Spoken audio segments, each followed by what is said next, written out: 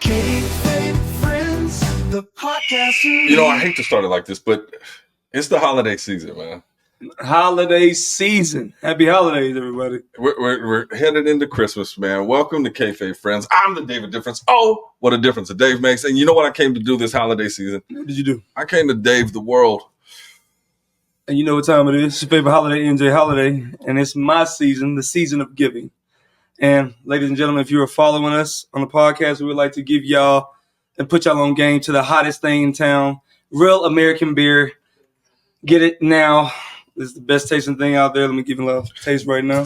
Well, you said the best thing in town, but it's actually not in town. I had to fly to Boston for this, so as we got to ration these. So slow down, sip slowly, because we got about 6 cans left, and we still got New Year's Eve bash that we're going to speak about. New Year's. Yeah, we're going to speak about in a second because we got a lot of big things going and a lot of information to talk about. And I hear you got some guests coming through. I got some friends coming through. You got to clear it. You got to keep it kayfabe. I got to clear it. You got to clear it. I got some friends coming through. Stay woke.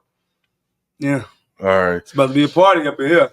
So let's talk about a couple things. A lot's been going on in the wrestling world, but a lot's been going on in our world as well. It's the holiday season. A lot has been going on. End of the year, gearing up. As a kid, and I guess you're still a kid, right? You're a young lad. Are you excited about Christmas? Bro, who isn't? The Polar Express. I got my hot cocoa. I'm going ice skating. Man, I'm excited. Holiday season of giving. This is it's my time of year. Excited. Been waiting for all year for this. Come on now. Yeah, it's always like the holidays. Oh, you're going to like the gift I got you, too. Oh, you're going to love the gift I got you for Christmas, buddy. PS5? You're an old lad. What you know about a PS5? Okay. You remember me, Atari? Right. You know what I'm saying? Maybe a Nintendo? Well, Super Nintendo? I'll tell you a little thing. The holidays is just about hanging out with your friends and sharing good times and making some magic memories. But one of the things that is near and dear to our heart, and you saw us last year, we were at FSW with Headlocks and Hearts, and we did the toy fundraiser and the toy drive for Nevada Partnership for Homeless Youth. And newsflash, we are doing it again. As you can see the toys over here. This year we're working with Life Straight Ahead. We're working with Nevada Partnership for Homeless Youth, and we are working with Child Haven out here in Nevada. So a little bit about those organizations. Nevada Partnership for Homeless Youth, especially in Nevada, it's rampant about the kids that don't have places to go, whether it's after school or can't go home, things of that nature, and are in the system. We provide supplies and toys for them so they can wake up and have a magical holiday. Child Haven is a program, essentially like if you've been taken from your parents. Maybe your parents was acting up or something just ain't right, so they put you in this temporary spot, which they take real good care of the kids, but you can only imagine, and as somebody that grew up loving Christmas, to be in that situation during Christmas. And it's our mission and it's our drive. So Kayfabe Christmas. We're doing a toy drive. Last year we did over 500 toys, and we hope this year to do more than that and touch more. Well, let me you go. reach more kids than. Yeah, we're gonna beat the record this year. 500 toys given out last year. Okay, 2024 was a good year for Kayfabe Friends and Company. Headlocks and Hearts. Y'all come join us during the toy drive, and let's help us beat that number. And let's get to 750. Let's get to 800 toys. Let's get them out to these kids so they can enjoy the holiday season. Yeah, this holiday. Definitely. So it'd be magical. So right now we're collecting toys. You see, we got boxes. We got a couple boxes here, but we're going to drop those off and make a splash and make an impact and make a difference in these kids' lives. And what you can do on December 21st at FSW Arena, 6035 Harrison Drive. Yes, sir. Seasons beatings. You show up, you could donate an unwrapped toy, and it's going to go towards a good cause. Joe even said he'll give you a discount off your admission ticket. So come out and see wrestling for a good cause. We're collecting these toys, and I'm telling you, just really think about this because this means a lot to me. Yes, it does. Christmas is a magical time for kids. And there's a lot of kids that don't even have a second to think how magical it is because other issues, things have just thrown it upside down. So this is our part to give back and make that special for them because it's about the kids. Yes. Hey, Uncle Nick love the kids. Now help us give these kids a holiday they will never forget. there you have it. And that's a beautiful thing. Also, and you know, we're starting off emotional here. Yeah, getting a little emo. December 21st, FSW Seasons Meetings. Not only are we accepting the toys for the toy drive, but a good friend of ours, one of the Kayfabe fam, Shogun, recently got into a automobile accident. And Thanksgiving Eve. Yeah. Thanksgiving Eve of all things. Of all days. And prayers and thoughts are going out to him. On the 21st, we will be doing raffles and fundraisers to help him out through this period. Thoughts and prayers. To Shogun, he's just an amazing dude, and it's just insane.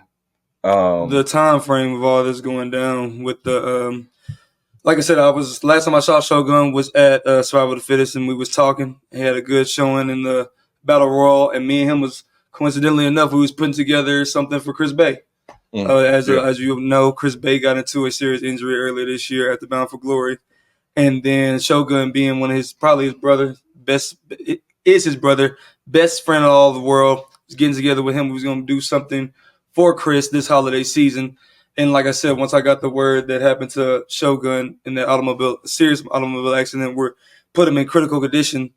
Thanksgiving Eve of all days, I was shocked. It was crazy. Time stood still for a minute because basically, like, we was putting together something for Chris Bay, and then here he is. Now he's in the hospital himself. So please, y'all follow for the auction that we're gonna do for Shogun to help with his medical bills and expenses and help out his family this holiday season. So yeah. December 21st, FSW Arena, Seasons Meeting. Come on down. It's just a lot of magical causes for a lot of tragic things that have happened. You know, and again, thoughts and prayers go out. Life is precious. We all love this business, but like that's one of the major things I love about this business is you meet so many amazing people. Like, all you guys came into my life, and it's just like there's just good people. So if you guys could show up and show out, let's make some magic and make that thing a success and a go. Shout out to Shogun. Love you, Shogun. Yeah, love you, Shogun. Love you, Chris Bay. Yeah, it's crazy. So how do you follow that? I mean, like, how do you continue after that? You really can't. So, but it's the holiday season, the holiday cheer. We can keep it moving. Let's talk about some of the good news that's happened. We've talked about some of the bad news that's happened. Let's talk about the good news. Yeah. So onwards, as we're moving up and like keep making progress. First off, we want to thank for the channel and the initiative. We just hit 500 subs. Speaking of the channel, thank y'all for following Kayfabe Friends. Like he just said, the big 500. Yeah. Thank you guys. Thank y'all for the support. Thank you for the comment. Thank you for the engagement. Thank you for the shares. Really appreciate it. Hey, man, Kayfabe Friends is that podcast on the rise now. Let's go. It's that podcast you need. But, yeah, we definitely appreciated this. I think the consistency. We were here 2 episodes ago talking about 400, and it was like, let's go. So, and we understand it's a journey. And this is a life lesson to anybody because I've been, we've done numerous ventures. And it's like you want that. What's that win? But you got to enjoy the journey. I'm enjoying hanging out with you as much as one can. I love you, brother. There it is. Love you too, man. And put some stank on. I love you, brother. So we're just gonna keep going and keep putting out content. So feedback is greatly appreciated. Comment, like, subscribe, and just let us know what you like, what you don't like. And it's all part of the journey. But we're having fun doing it. And we're making achievements. We're chucking down milestones. Like you said, 500 subscribers. We got something else to celebrate. There's an exclusive. We're gonna unveil it here on Kayfabe Friends, ladies and gentlemen. This. Hold on, not there yet. I'm here. No, we're here. Is that now? The official award and the plaque, as y'all can see. What is this? Tag Team of the Year, Culture Inc. No, you ain't the wrestling ring just yet. We're going to get you there. But shout out to Georgia Wrestling, South Atlanta Wrestling, that put out the category, let the fans vote. And thank you to the fans that voted and put in the word for Culture Inc. as you guys, the Tag Team of the Year. With me managing my boy Eli Knight and Malik Bo City, who we just had on the podcast last episode. Yeah. So thank you guys for all the votes. Thank you for all the shares. Culture Inc., your Tag Team of the Year. That's beautiful. Congratulations. Thank you. And I wanted to actually put this on. Can we put that up somewhere? And then if you notice on top of this Real American Beer, Kaya one of her nails. Wait a minute, we got Kaya's nails on the set. Come on, man. So maybe Come you can on, have her man. autograph there for us or something. But congratulations, man. Thank you. I know that teams do not reach success without a mastermind manager behind them. And so I don't know how they did it because they got you running the show over there. But congratulations. Happy holidays. I'll take my it. friend. I'll take it. Little holiday humor. But that's the thing. When you vote, it means something. Like it comes from the people they understand. And I want to make an announcement, man. Okay. We got a big event coming up. We just announced 500. Yeah. So on New Year's Eve. Okay. New Year's Eve, baby. What's going down? The inaugural. This is the jump off. All right. Okay. We're talking about the Kayfabe Classic. The Golden Gimmick Awards. We're going to bring in the New Year's with Kayfabe Friends, and we're going to be voting on Superstars of the Year. We're going to reveal the picks. We're going to be having a party in here. I don't know, Shakur, are you available on New Year's Eve? I have a mixture of both FSW and Oh yeah, I love it. yeah. There's a lot going on. hey, we moving on up, bro. You gotta pick a side. Yeah. This is where you pick a side, Shakur, and let us know where you stand. NWO. We're not putting nobody down. We got Too sweet. baby. Too But, sweet. Yeah, New Year's Eve, we're going to be doing a live stream, which will be on YouTube, which will be on Facebook, which will be on Twitch and X at the same time. So we're just going to courtesy of our the good friend, the Stream King. Gonna put us on Twitch. You're going to put us on Twitch, and it should be a magical evening as we bring in the new year. So we're going to start launching. We got the different categories for the different superstars. Give us a few categories. Wrestler of the year. Okay. Villain of the year. Okay. Match of the year. Okay. Feud of the year. I love it. And this is something that you all can vote on, and it's going up on the Instagram and the YouTube channel. And you just get in that poll. We're going to tally the votes, and we're going to give out awards. Yes, look what I went out and purchased, man. I know it's the golden gimmicks, but all right. You got some. Hey, you can win this award. So let's go. Wrestler of the year, would it be Cody Rhodes? Will he show up to accept it? I don't know. You got to tune in, man. Live on New Year's Eve. Love it's it. going down. We're going to start live streaming around 9 or 10 o'clock. You want to hold Let me see. Okay, this. yeah. Okay. Yeah. I know he's bronze, but we'll work on it, man. We'll thank you. I can see myself. So that's going down on New Year's Eve, and I'm excited about that. It's going to be a late night. It's going to be a fun night, and we're going to have some drinks. We're going to have some special guests coming through, and yeah. I love it. I'm excited. You know, Hold on to the golden gimmicks. What I'm going to do with it. So Kayfabe Classics. I'm excited. I know you said you had guests coming through. Yes, I do. Like what time? Because I gotta get some beauty sleep. You gotta get some beauty sleep, boy. Yeah. You're not getting any beauty sleep tonight, buddy. Hey, we finna get it on and cracking up in here. I told you it's the holiday season of giving, so I'm finna give you some content, baby. Cause let's go. Hey, they pulling up in a second. Kayfabe Friends finna jump off. This is the jump off. Oh, somebody's here. Somebody at the door right now? Yeah, go get Okay, it. no. You know the drill. You go get the door. I got my butler. You got your butler. Yeah. Who goes there? It's the Red X JKM, man. State your business.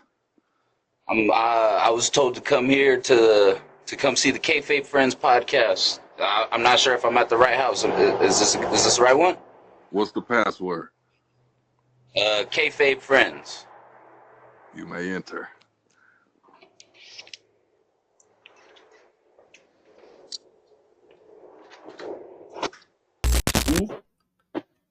Hey, I told you it was a party. Hey, what's up, man? How are you?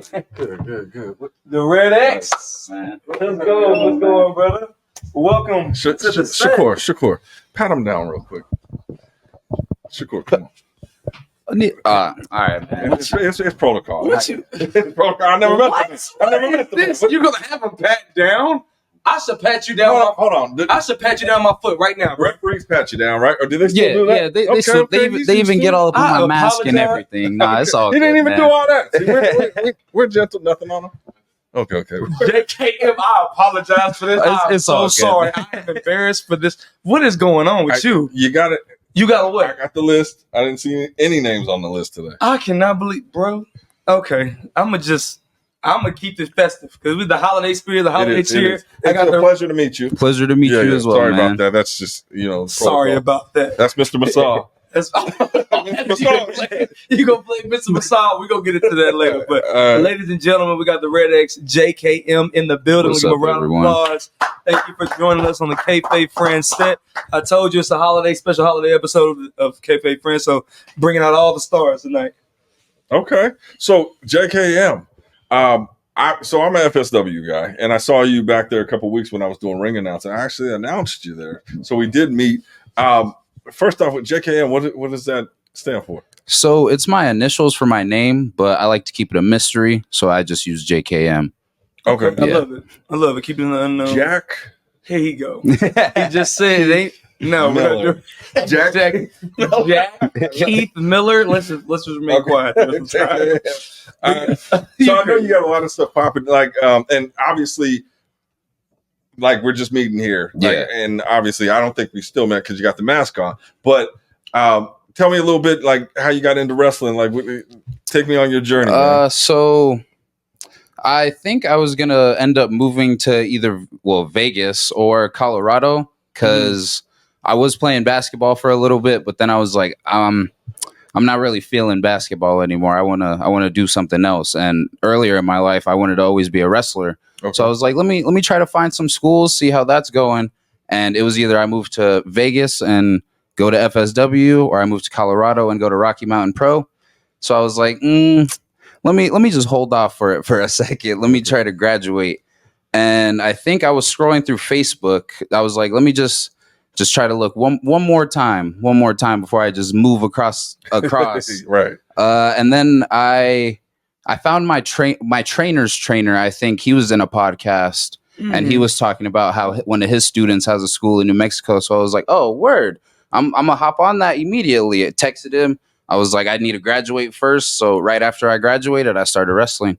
Or started training for wrestling in New Mexico. Yes, and then you just showed up in Vegas. Like a month or so ago. Okay. Yeah, because according to so on behalf of before he even gets to rambling, but on behalf of everybody, we're glad that you made the decision to come out here to Vegas. 100%. You are one of the most exciting, electrifying athletes in all of FSW, provided it with a spark like no other. Like I said, you and Dante King had a match not too long ago that I had the privilege of calling. Yes. And y'all tore the house down. Thank you. I really appreciate it. Me and Dante, we have a lot of chemistry together, and a lot of places we go to, we always end up having another match again. So it's always fun working with Dante. Again, y'all was at the Container Park this past weekend. You had a 3-way dance with none other than Gypsy Mac, right? Yes, those guys are always taking me to my limits, man. Always, but it's always great. It's always great being in the ring with them. Yeah, so the highlights from courtesy of Wrestling with Unicorns, man. Y'all tore the house down. Y'all did that thing. I always try to. Yeah, for sure. So with that being said, like you said, you used to play ball. Yes. What was the position that you played in basketball? 'Cause I'm a hoop head too. I was a 3 or a forward for some of you that don't know. Small forward, y'all. Yes. Say whoa. Yeah. I played a lot of defense because I would just sit in the corner and shoot my threes, but I was like, man, I just can't keep doing this. I got to do more. So I found out I was really good at defense. So I started locking people up for it. Hell yeah. No, that's a different type of assignment its own, especially just taking on that personal challenge of wanting to clamp down the opposing team's best player. Yeah. So then doing that also stops them from scoring points, and then that helps your other teammates get all the points, and then you get up in those corners. Have you ever played basketball? That's what I'm finna say. I just said I'm a hoop head, so you relax? You watch basketball, you wear jerseys. No. I hoop. North Shore Mustangs class of 2014. Shakur, can you pull that up?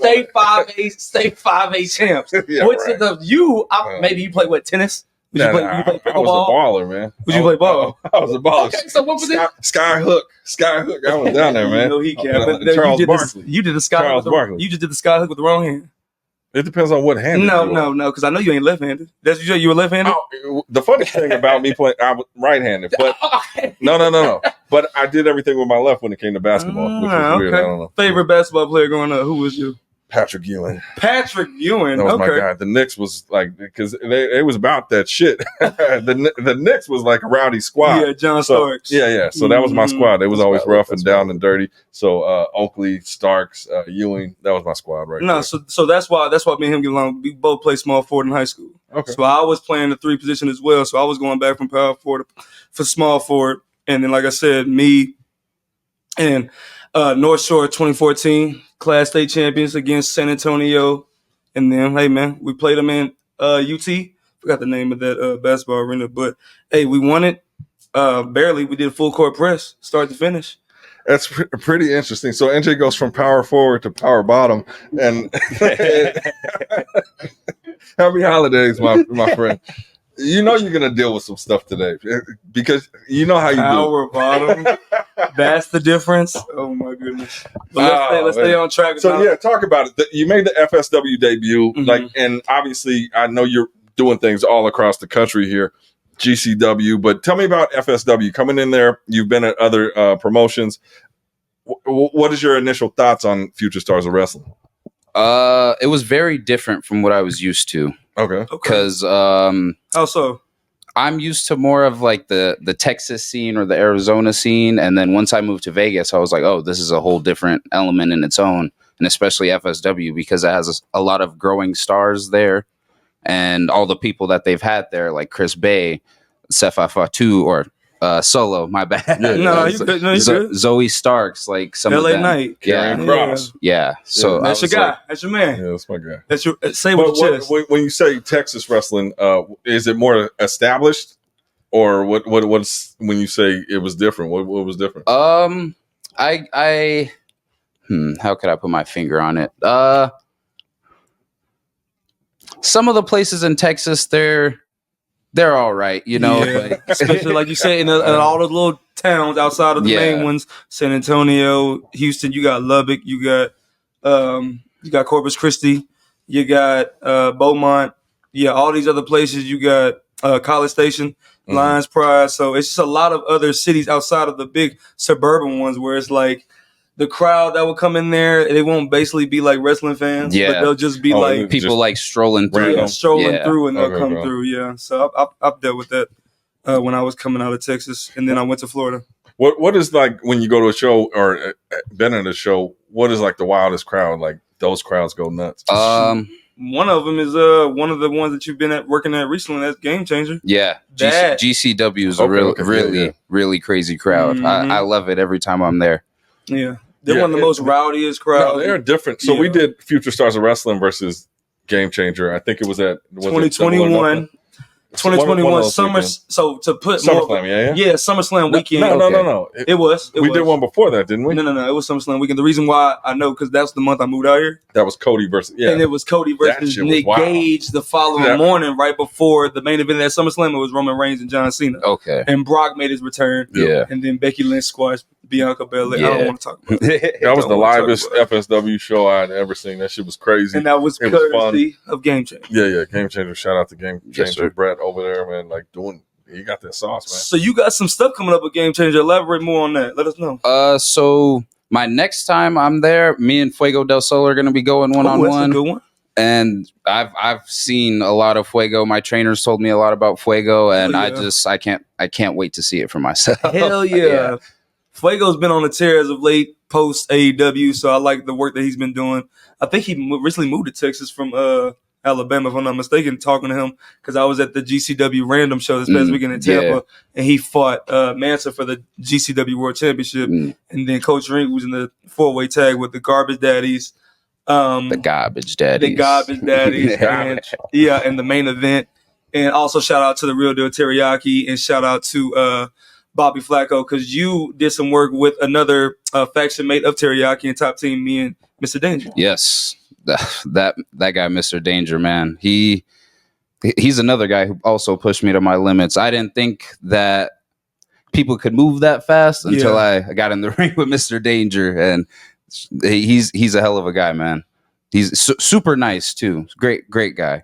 Great soul. Shout out to him, man. Yeah. Top Team, y'all doing y'all thing. Like I said, if y'all ever want to look up the first match of JKM, y'all take the time to search JKM versus Mr. Danger. Okay. Yeah, I'm gonna do a deep dive in there. And like I said, you was tearing the house down at Future Stars of Wrestling over there. And I always obviously we were there for your debut at Future Stars of Wrestling. That was the first time you had been there? Yeah, I think so, yeah. Okay. Yeah, and like great organization. There's a lot of good people there, and I think that you're gonna fit in nicely, man. The crowd out here, the FSW fam is like They're very loyal. Oh yeah, definitely, Yeah. definitely. So it's a lot of good people. And then, so tell me, like, who's when it comes to inspirations? Like, I mean, people like wrestling, they're fans. It's cool, we watch it. But who inspired you to say, I want to do this? So it's funny because as a kid, I would scroll through the channels just trying to find something to watch, and I think it was a SmackDown where it was Yoshi Tatsu and Ezekiel Jackson. Ooh, yes, sir. And That's a good one. I was like, what is this? I really like this. And I think it was the main event, so it ended. And I think that's how I thought that wrestling shows were. It was only one match because that's when I would show up for it. And then I think I threw it on earlier once, and I was like, oh man, I love this. I need to do it. And a lot of the people that inspired me were people like John Morrison, Rey Mysterio, Kofi Kingston. Mm-hmm. Yeah. That style that he brought during that wave was revolutionary for tons of wrestlers that got into the business during that time when John Morrison was the Intercontinental Champion. Yeah. He was having those bangers with Rey Mysterio, Yes. Dolph Ziggler. He was also the FSW Mecca champion. Yeah. Yes, he was also. So, like, that time, yeah, Yoshi Tatsu, man, that's a throwback. Yeah. Man, he was an underrated worker, bro. Like, he had some phenomenal matches. He was just held back, of course, because of the whole language barrier back then. It wasn't welcoming as it is now. You see how Triple H has adapted to Io Sky, Shinsuke Nakamura, and when they're giving their vignettes and the backstage promos, you got the subtitle at the bottom, and then we're all looking at it from an anime point of view, like, yo, that shit is sick. Yes. Like, why wasn't Vince doing this with like Yoshitatsu or Tajiri? You know what I'm saying? So, that was a good time period to get into the business. So shout out to you. Yeah. On that one. Mm-hmm. And then I think I got to that point where I was like, oh, I'm too cool for wrestling. So I stopped watching it for a little bit. But when I got back into it was when I was like, oh, I'm kind of not feeling basketball anymore. So then I think I found Chris Bay, Swerve Strickland, Nick Wayne, JD McDonough was a very big part because I think I saw him on NXT 2.0. And I think that first time I laid eyes on him, I was like, oh, damn, this guy's good. Yeah, that's when they changed his name because he was on NXT before that as Jordan Devlin. Yeah. So that was when they repackaged him on 2.0. Yeah, two different people. Because he was two different people because he was on 205 live for a minute and he was doing I think he was the champion for maybe one of the last champions. I remember Worlds Collide. Him, Swerve, Leo Rush, and someone else in a 4-way match killed it, bro. Oh, yeah. Like blew the internet ablaze. So yeah, shout out to JD McDonough. That was a good time to watch it. Okay. Yeah, that's what's up. So I'm gonna take another guess. Jared Kennedy McMahon. Jared Kennedy McMahon, right? JKM. Yeah, here you go. Now, tell me this. So I mean, I've always been creative. I was in the music business and I love just like creating. The thought, I mean, there's obviously the physicalities, but when you go into it from a creative aspect of creating your persona, like where do you draw inspiration from? A lot of Spider-Man. Okay. The Red X. I like it. Okay. Teen Titans, some Avengers stuff, minor, but mostly Spider-Man, Deadpool, Red Hood, stuff, people like them. That's what I'm kind of trying to build myself to be as in a way, but a lot of people see me and they're like Spider-Man, so I'm like, it works. Hell yeah. So you're a fan of the Marvel Cinematic Universe and everything they got going on now? Okay. No, I think that's great. I mean, especially growing up and now, like wrestling's evolved, but it was that superhero aspect, especially as a kid looking up, it's like, oh man, this is larger than life and all these different characters. There's, and again, we go back to the Sting thing, but he was like, there's not enough characters. It's just everybody's just gray. So I think that's definitely needed and bringing it. So what is like your process going into it, like building that character? Obviously there's promo works, but how do you tell that story? I kind of try to not be mysterious, but kind of be mysterious in a way. I take a lot from Demon Finn Balor, like the way he kind of moves. That's what I try to give it into because Spider-Man he moves a lot similar to that. So I try to take it from there and try to be not Demon Finn Balor, but similar. Try to take things from that. Okay. So like I said, with you being a hoop head, just as myself, I had to bring this out for you, brother. You see the Space Jam. Oh, that is nice, man. Yes, the Space Jam poster. So with Michael Jordan, like I said, like that was probably one of the greatest openings for any movie in the 90s. Yes. Like, come on and jam and welcome to the Like, come on, bro. This is The one of Slam the ones. Jam. Did you ever get a chance to watch the new one? The new one with LeBron. LeBron. I've watched most of it on TikTok. So you're not missing Yeah, nothing. This yeah. right here, I was just gonna say, if you did watch it, erase it out of your memory some kind of way. Forget you ever watched it because nothing's ever gonna beat this Nothing. amazing display of cinema by none other than the man, the guy, Michael Jeffrey Jordan. Yeah, I don't think anybody's beating that. Nobody's beating No, that. Jordan's the GOAT. Jordan's the GOAT, hands down. But I think it's interesting, and just like with this, it's like with wrestling too. It depends on what era you grew up, like that attachment that you have to certain things. Yes, Because my little brother loved this. Like, that was his shit. To that me, was the it VHS that whatever, we was but- all fighting over. Yeah, just like we were talking about. What was the movie? Yeah, Ready to Rumble. Ready to Rumble. I Did you was ever like, see that? I watched it recently. Nice. what your thoughts? It was really fun. I enjoyed it a lot. Yes, man. I remember because like I said, like growing up a wrestling fan, there were times where maybe y'all too, you get an allowance. So the allowance you were supposed to use on like lunch and stuff like that when you go to school. So for me, I would keep that money. I wouldn't use it for lunch. I would take it to like other wrestling fans in my class, and they had like maybe some action figures or they had like some VHS tapes. And I remember one time I only had $15 supposed to use it for my lunch. And I gave it to the dude that I convinced him to bring Space Jam, but then he also was able to bring Ready to Rumble, the 2 VHS tapes, and he recorded it on a separate like blank VHS tape and brought it to me. And I gave him $15 for it. And I remember watching that with, what was it, Jimmy King? Jimmy King was the guy, and then just seeing Booker T, just seeing DDP, just seeing Goldberg, just seeing Sting in a cinematic like type of atmosphere. It reestablished my passion for just wanting to watch everything pro wrestling and not want to tinker into like Nickelodeon or Disney or Cartoon Network. Yeah. Just watch Raw, SmackDown, Sunday Night Heat, or Velocity.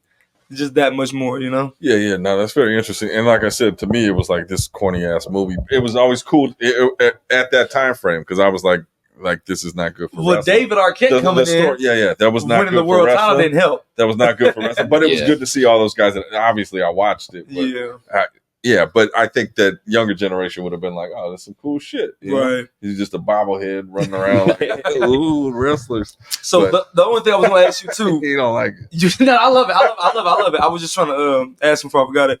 Your dream match, your dream scenario. Who would you like to face on the independent scene, and then who can you see yourself facing on the major promotion scene, WWE, AEW, etc.? A dream match from the indies, probably. That's a good one. Probably want to run it back with Dante. Who knows? Maybe. Okay. I think probably. Oh, there's just so much here. I'll get back to you on that one. Okay. But someone from a bigger promotion, probably someone like JD McDonough or Swerve. Swerve, Yeah. yeah. Who just had one hell of a 2024. Oh yeah. Just had a hell of a one. I love to see that match. Yeah. Because like with the mask, like I said, it takes me back to what was his persona before Swerve. He was Kill Shot. That's where I got the inspiration for this because I never saw a lot of black luchadors growing up. right. So, but I was like, all the luchas do all the cool stuff, and then I ended up stumbling upon Lucha Underground somehow, and I was like, oh, this guy's really cool. I like him, and then I found out he was Swerve, and I was like, that was Swerve. Yeah, I had no idea it was him either until I put the tattoos together. Yeah. Once he came on to NXT, and I saw the tattoo, I'm like, wait a minute, and I went back and put in Killshot versus AR Fox. Yeah, that's Swerve. That guy looks familiar. I had no idea, bro. Literally, because I would watch it for like a little minute, but at that time I was in college, so I was doing a bunch of like schoolwork, and I would glance up, glance down, glance up, glance down. So Lucha Underground, yeah, Killshot, that's dope. I was gonna put 2 and 2 together, but I'm glad you elaborated and gave us the confirmation. Yeah, because I get that question a lot. They're like, "You got the Killshot mask," and I was like, "It's only inspiration." yeah. I dig it. I definitely could see that. And so, a question that I like to ask. I mean, obviously, there's a lot of people with the dream to be a pro wrestler, and it takes a certain. It's hard to say what it takes because some people you're like, what the hell? Yeah. This cat. Remember the dude who? What was his name? Not Gilbert, but the cat that they was putting on for a while. He was a parody of Goldberg. Nah. Who were they putting on for? What was he doing? What did he look like? Anyway, he was he just came out to do a squash match, and like Triple H liked the way he sold, and then he kept coming back. They kept talking about James Ellsworth. That'd be funny. Yeah. Is that what you talking about? Yeah. Okay. I'm like, you never know at any point what may happen. The one that beat AJ Styles 3 times. That's which crazy. is insane. But point being is like, there's a lot of competition out there, and people that want that spot. And spots are limited for the amount of people that want to go. So, obviously I'm the David difference, and my question for you is, what's the difference when it comes to JKM? And then when you say this, look right there, they came and talk to him. Let them know who you are, what you about. The difference between me and you is that I was born for this. Everything that I do with a purpose, and that is to only better myself every day. Because one day, I'm going to hold that Intercontinental Championship. That has been a goal ever since I've seen the white belt. That is my dream, and I will have it. I am a physical specimen. What did Conor McGregor say? I am a physical specimen. I'm a freak of nature. Everything I do is always unexpected because I'm never going to let you know what my next move is. Why? Because you never bet against an X-Man. Oh, there you have it. That's the difference. Yeah, That's the difference. Go ahead, let us know what you got coming up. What's coming up in the future? What appearances? Are you going to be at the New Year's Eve show? Or are you going to be here with Kayfabe Friends? Yes, I will be at the New Year's Eve show. Ours? Yeah. No, Kayfabe Friends? he's going to be at the New Year's Eve show. The Kayfabe Friends, like you said, he's on the list. You pissed him off. He doesn't want to come on now. the list. No, you pissed him off. Now I'm on the list. Now he's on the list. You pissed him off. He's on the list. Yeah. Let us know what you got coming up and how people can follow you and check out your journey. I got GCW tomorrow, actually, December 13th. Okay. At the Nile Theater in Phoenix, Arizona. I got Party Hard Wrestling on Sunday. After that, at the same place at the Nile Theater. You could find me on Instagram at Red X JKM. I think that's also my X as well. My Facebook is JKM. And that's it. I think that's all I got. Yeah, I think those are all the socials I have. the ones that matter. Yes, the ones that matter. That matter, yeah. Well, there you have it, JKM. I want to welcome you to the Kayfabe fan. I break balls, and I'm looking forward to seeing your career and watching the footage, and obviously checking you out here at FSW and whatever you got online. So it was a pleasure having you. Oh, pleasure to be here, man. Thanks Thank you for coming through, brother. We appreciate you coming through. Who the fuck is here? Yeah, hey, I told you it's a party. I told you it's finna get wild. Hey, appreciate you. Hey, Appreciate you coming through. Hey, he don't even know. Don't take no offense. Who goes there? It's the Bruja Baddie, Gypsy Mac. Man, you know who it is. It's Dante King and Gypsy Mac. NJ and David. Man, NJ, David, open the door, man. Come on. State your business. We came to talk to the Kayfabe Friends, man. We're here for the podcast, the interview, the thing. What's the password? Password. Wait, the password. Kayfabe Friends? Shh, it's a password. You may enter. Oh, I got it. Let's get it. Come on, There you team. go. What up? Okay. What up? How are you? Sorry. JKM let us in. Yeah. Yeah. Here we go. What up, bro? Okay. Let's get it. Okay. Let's get it. Well, welcome. Gypsy Mac, Dante King, the new faces of Of course, stand down. They're FSW. good. Stand down. Stand down. You're I know good. them. I know them. I checked him. Bro, Dante, can you believe he patted down JK? Did you see him? He patted down JKM when he Your came boy over here. Gotta be racist. Me personally? Yeah, it was a little racist, but you know, And you gonna say, yeah, and then you gonna say it with confidence. Okay, Steve, it's the you don't need to say nothing else. NJ just invites people over here. NJ just, and I don't know. I'm coming out of my bedroom. I don't know who's walking through the door. He's got a mask on. What am I supposed to do? What am I supposed to do? You take a precaution. And Shakur's the one that did it. He's darker than me. You're not supposed to jump to conclusions. I'll tell you that much. That's what I'm saying. Yeah, like what Okay. the hell is wrong Well, I with you? apologize. I apologize to everybody out there. Apologize to JKM right now, because he gonna see this. Apologize. JKM from the bottom of my heart. I squashed him. He's not sorry. He's not sorry. Apologize for that. It's He's just not protocol, man. Let's put them aside. So, welcome guys to the show. It's a Welcome. pleasure. We've been talking about having you guys on here for a while. And Yeah. like, welcome. It's good to have you. Can we get that other mic set up for her? appreciate you having us here. No, Yeah. but let's. It's a nice setup. I'm not. Yeah, it's a beautiful setup. I'm not gonna let him straddle both sides of the fence. I'm gonna put you on game. This man right here, he's a huge fan of Danny Limelight. Huge fan of Danny Limelight. Why are we Danny doing this? It's Limelight's the holiday- number one it's- fan over here. It's the Yeah, you wanna do holidays. it? It's the holidays. Like, why would you do that? Fuck Danny Limelight. He said it, not me. Hey, you know what's crazy? And this is with Gypsy. Not only is he a fan of Danny Limelight, he's an even bigger fan of Raw Reese. Man, What y'all call him? The raw dog? The Raw Dog. Y'all call him the raw dogger? That's crazy. Me personally, I'm a grown man. I'm not gonna call him the raw dogger. Yeah. All right, we'll pause real quick and we'll get this set up just so it's like we don't get the clinking and clanking. Yes, sir. Like I told you, it was a party. And like I said, like, hey, Ain't no party like a kayfabe party. ain't no party like a kayfabe I thought party. you were gonna say something else, bro. I'm not gonna lie. Especially when he just unveiled to us. You know what I'm saying? I was Yeah, thinking the bro. same What thing. did I unveil? What did I unveil? Do we play it back? Do we need to play the footage back of how you treated one JKM just because he had a mask on? Hold And on. he's black? Like, do we have to reveal Shakur, that? how many people have we patted down that came in here? None. That's the point.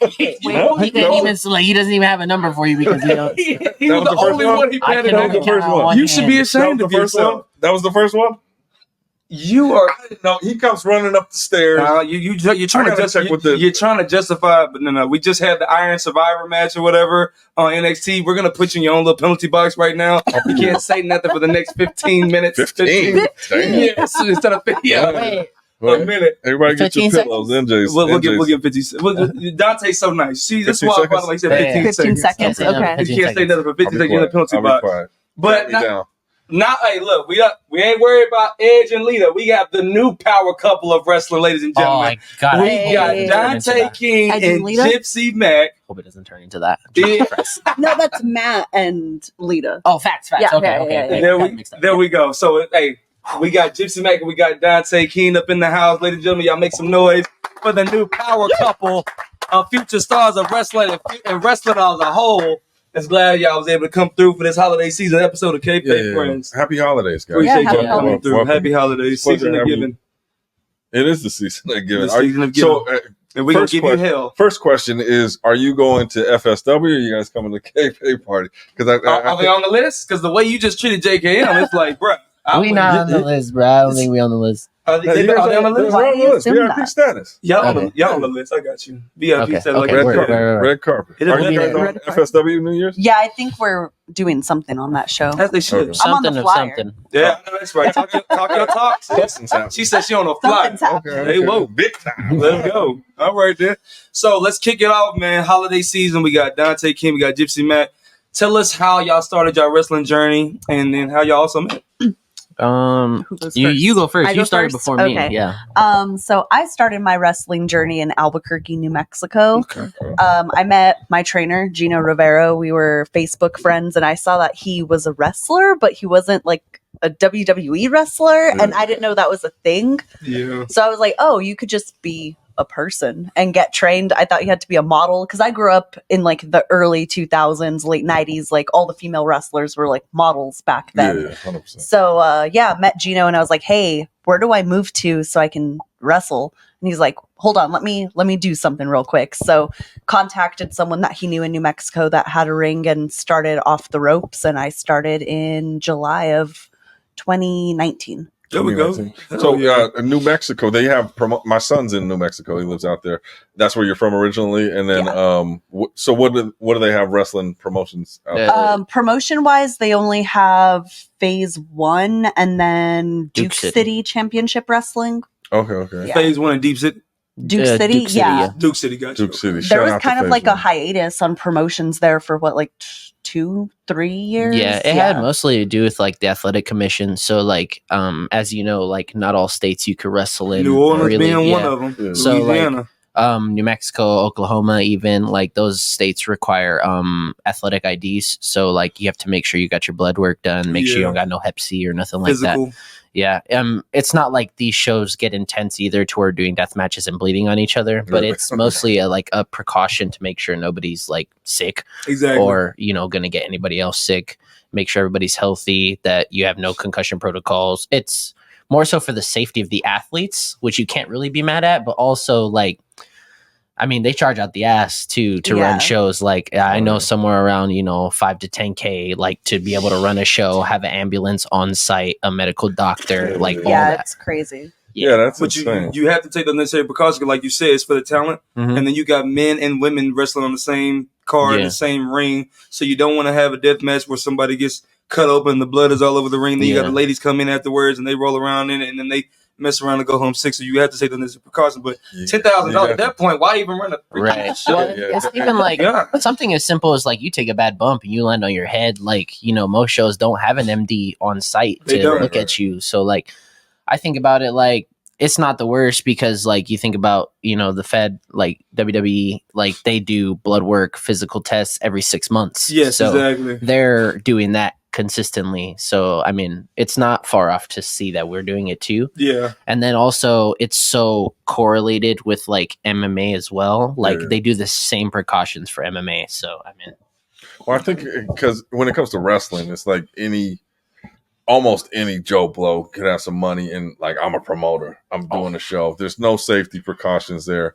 So I think it's a good thing. Obviously a hefty price tag because obviously the smaller shows don't bring in $15K per show. So it's going to limit the amount of shows that are happening. But you look at somebody like Abdullah the Butcher, who used to bleed all over the place. Then he got lawsuits of people saying they got hepatitis from the guy and there was nothing, that was ever checked on it. So I think that's a good thing. Yeah. I mean, but I don't know about and I don't know if states and counties like wrestling, so they probably tax it a little more. Yeah. But your journey, how you started?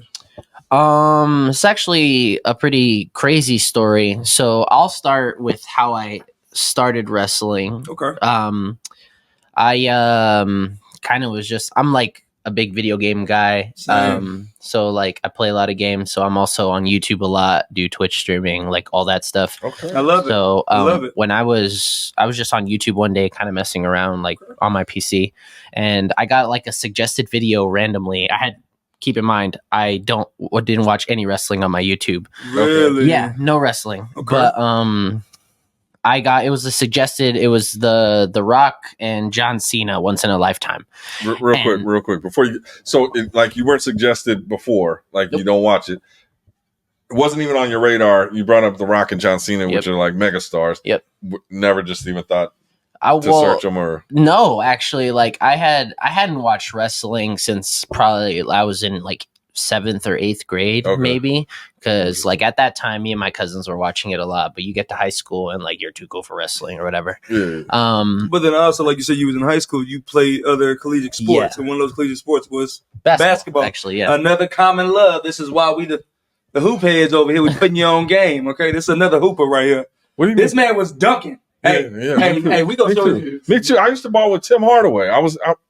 Who? You was hooping with? You know Tim Hardaway? I know who Tim Hardaway was from Miami Heat, but you're telling me you hooped with him? I can give him a call right now. I was at the camp with TJ Ford, DJ Augustin. I can give him a call right now. Is that what you want to do? Competition, but you're talking shit. I'm not talking shit. I'm just telling you what it is. Okay, so you played ball growing up. Let's what was your class? When you graduated? A couple years ago. Cap. What's your point? No, What's your point? No. Because my point is, like you said, like you're just shocked that he didn't have nothing on wrestling on his PC. He was a baller. No. I wasn't shocked. I'm just interested because to me wrestling was always a thing since I was little. So for people that like are like, oh, I just figured everybody knows John Cena, The Rock, and would at least check it out. But like, so I'm interested to hear where this. So obviously, like I grew up watching John Cena. Like I knew of The Rock just based off of like wrestling promos because like on the TV, you know what I mean? They're always advertising The Rock, whether he's on TV or not. Right. So at the time I knew who both superstars were. Obviously I never thought a day in my life that they would wrestle each other. Two different generations. But like that's what piqued my interest, right? I'm like, damn, John Cena and The Rock wrestled each other. When did this happen? Oh shit, 2013. Like, let me give this a watch. I watched both of those matches and immediately I was hooked. It led me down like a rabbit hole of wrestling, right? Wrestling. And so here's where the crazy part comes in, right? So I like as I'm down this rabbit hole of wrestling, like I discovered Roman Reigns, but like we're talking about 2013, 2014 babyface Roman Reigns, which everybody hated. Trash. The big dog. Horrible. I loved it. Okay. Oh, I was instantly hooked. Right. So you loved it too. No. He's been one of my favorite wrestlers since then. Okay. Right. Okay. And I seen him, and I'm like, man, I could do this. Like, I seen his background, football background, collegiate sports, almost in the NFL. Yeah. So, and he decided, well, obviously he's from a family of wrestling, but he decided he wanted to pick up wrestling. So I'm like, man, I could do that too. Like, I need a way in. Right. So, like I said, this is where the crazy part comes in, because it's kind of like a full circle thing. So when I was about like, I want to say 6 or 7 years old, my mom used to take us with her like weekly for about 3-4 months. I want to say it was that long, to some random guy's backyard, and they had a wrestling ring in it, and they were training. My mom was training to be a wrestler for like 4 months. Oh, wow. Your mom was training to be a wrestler. Yeah. That's what's up. They needed more women's wrestlers at the time. And then We like, always do. stuff happened. Like, she was a single mother. So, life got in the way. She couldn't really take on that little dream that she had. But it was so weird that that's the first thing that popped up in my head. So I go and I text my mom. I'm like, yo, like, I know we used to train in this guy's backyard when you were little, or when I was little. And I don't know why I remember that. I just do, but it was here, wasn't it? She's like, I don't know how you remember that either, but I can find the guy for you. Ended up being one of the wrestlers out of New Mexico. His name is Mosh Pit Mike. That's whose backyard she was training in. I like that name, Mosh Pit Mike. And so she got me his contact info. I contacted him, and he said he wasn't doing a training school, but he sent me to Gino Rivera, who had just opened up a training school the year prior or something like that. Okay. So that's how I got in contact with Gino, and I started wrestling in the same backyard that my mom was training in when I was a kid. I ended up training in that same backyard. That is a full circle moment then. Yeah. That's crazy. Yeah, divine intervention. Yeah, that's crazy. Well, it's crazy that your mom was wrestling. Yeah. I guess probably not. I mean, it'd be like you wrestling and telling your kids you were trying to wrestle. Mm-hmm. So, but you mentioned something as far as female talent, female wrestlers, that they're hard to find. Like, what do you think? I mean, because there's a plethora of males that want to, do it or try it out, whether they're good or not. But what do you think it is when it comes to, because there's a lot of female fans, and especially now, it's like they're gravitating more and more. But to add more perspective to that, did you start off as a valet and then you became a wrestler? Just as a way to get my foot in the door. See? Okay. Yeah, it wasn't like something that I wanted to do, but paying dues as a wrestler, you do everything in the business. Right, like I know people that reffed. Right. And then like became wrestlers later. So yeah, I just valeted for like a year. Okay. Just to kind of be seen and like be around. Okay. And stuff. But yeah, that was never like something I wanted to do. Right. Awesome. Right. Yeah. I see that happening. Like Maz was doing that for a while. Maserati, she was valet for Nick Bugatti, and then kind of, and it happens a lot. Like a lot of wrestlers do that. So what do you think it is? Because I know there's women out there that want to wrestle. What do you think is stopping them from? Because you go to FSW, it's very light as far as it's going to be the same match every other week or something, which could be tough. So what do you think is? I think for like me personally, one of the hardest things was being like a woman and having to put yourself out there in the spotlight where you're judged on like your body or your looks and stuff. And like, I know guys get it like a little bit too, but I feel like for a girl, it's so much harder. Mm-hmm. And it's also like being able to trust people in the business. 'Cause unfortunately, like there's a lot of guys and girls in the business that like take advantage of young girls coming in, just like, and it kind of sucks, so I wish there was more like all female schools or like something like that to show like girls that want to come in, hey, it's not all bad. Like there's a lot of good in the industry. I like the fact that you just said that, because the school that I trained at, there was an all women's class, and it was conducted every Monday, and it was ran by Santana Garrett. Oh, okay. That's and really then cool. Some of the people that was in there was Chelsea Green before she went to TNA, and Janai Kai, and then she's now the MLW featherweight champion. And then Izzy, what's her last name? Izzy James? No, not Izzy James. The one that's wrestling for Mission Pro now. Oh, little Izzy. Yeah. Moreno. Is that her last name? I think. We'll just say Izzy. So she was training in the class too when she was like 14. You know what I'm saying? And then that was very beneficial for some of the females that was in Orlando, Florida, because a lot of them would come from a Washington. They'll come from a Oklahoma. They'll come from a New York. You know what I'm saying? They'll all go to Orlando for one goal and one goal only, the PC.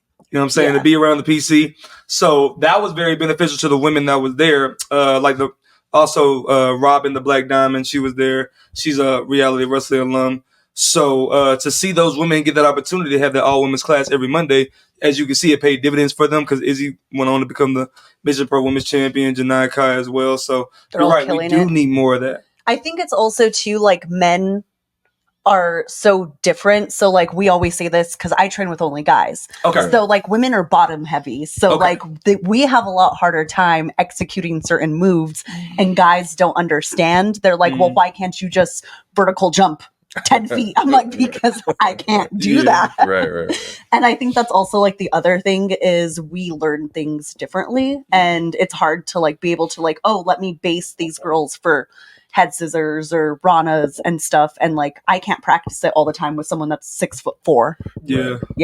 This guy's a beast, physical specimen. That's why he almost beat Denny Limelight if it wasn't for Rory. Hey, wait a minute.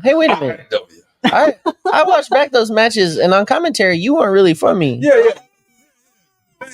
Hey, whoa! Wait, it's only because we was giving Dave shit earlier. Now I gotta get your ass because give him 15 minutes. So we gonna hit the penalty box because, like I said, it was one of those situations where I kind of felt sorry for one Limelight. You know, you felt sorry for him. I kind of felt sorry for him. I will say this though, like at the end of the feud, is finally when NJ was like, "All right, well, pay respect to Dante King." I'm like, thank you. He said, "Finally, at the end, he got your respect." Put some more emphasis. He said, "Finally."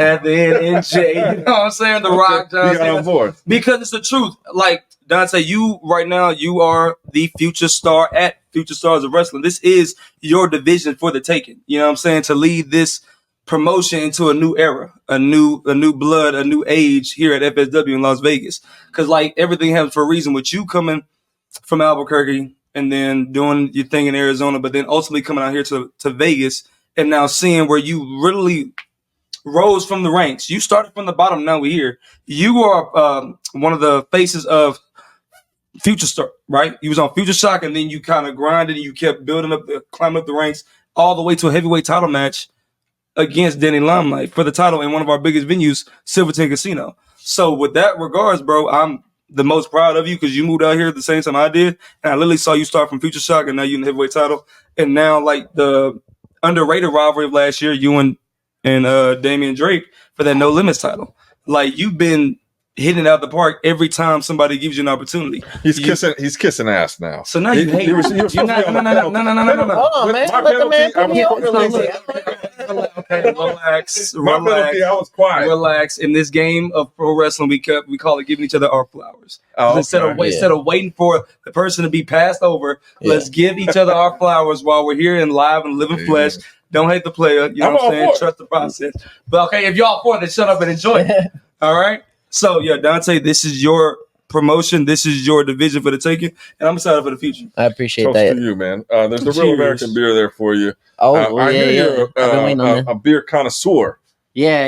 I'm Do you need help there? No, hold this actually. I got it. But I'm usually an IPA guy. Like that's what I like. Okay. It's a little stronger, you know. So tell me first off that pop, how did it open? That's nice, actually. You know, I mean, there was some air in there. There's no bubbles. You know, I might enjoy this. We'll see. It do got Hulk Hogan on the front though. Are you not a Hogan guy? And might that sway your opinion of this beer? No, it's not going to sway my opinion of the beer. I just wanted to point out that it got Hulk Hogan on it. And Hulk Hogan's not a nice fellow. He should be a better brother. He should be a better American. That's not good. He should. But like, we love I don't want to get into it at all. But I mean, for as long as he was the face of said biggest wrestling company in the world, right? For at the top of his game, like you would think someone like that would like know how to treat people. And you know, I mean, like, did you meet him and did he treat you badly? No, actually, I don't think I would ever say a word to Hulk Hogan if I were to see him. Let's get into this. This is the biggest Hulkamaniac over before here. we take a sip, let it's kind of big for a second, right? Yeah. We gotta let it air out. What is the what is it? That's just actually really good though. Okay. Well, then there we go. Cheers to that. Yeah, I like this. Cheers to the real American beer. Your nice tasting beer. Shout out to really good to the people that came with the recipe. Mm-hmm. All right, Hogan it was in the lab. He might be the face of the brand. He was mixing it. Well, yeah, definitely real American. So what is like? Yeah, obviously Hulk Hogan is the hot topic. That was my inspiration just for like, I was like, who is this? Understandably so, though. And I will tell you this. I mean, even now it's like all the controversy, this and that, and things that may have happened. It took me back to my childhood. Right. That was my childhood. Right. But also at the time, we didn't have social media. He was like a superstar you would never see. Like, this guy is just a TV star. Suburban Commando. So now we got it different where everybody's doing Instagram Live. They're doing this and that. So accessible. It was different. So I always think of that. Like, there's no way I can say scratch that memory. Your thoughts? We have this thing in our house that we like to do. We separate the individual from their work. Okay. And this is going to be a little bit of a hot take, but it's like we love hot takes. Welcome yeah, it's like it. Yeah, well, I'm going to say my hot take. It's like Chris Benoit. No, right? Gypsy Mac, her favorite wrestler is Chris Benoit. The crippler. But the only thing is, we can't really talk about that because Chris Benoit was a terrible person. Like, at the end of the day, what he did was atrocious. Like, one of the worst ever. One of the worst tragedies you'll ever see in wrestling. Like, for real. And he will never live that down. But at the same time, his body of work, separate from his person, is one of the best cruiserweights to ever do it. Like, I mean, from technicality to the matches he put on to the opponents he had, like how long he was doing it. Like, it's just the only reason I know so much is because of her. But like, at the same time, like, there's no way to discredit his work. Yeah. I agree with you. If I look at a Benoit, he didn't really have much of a character, right? So I could kind of see he was just a crazy psycho He killer. didn't have much of a character. Yeah, he had a character. No, he didn't.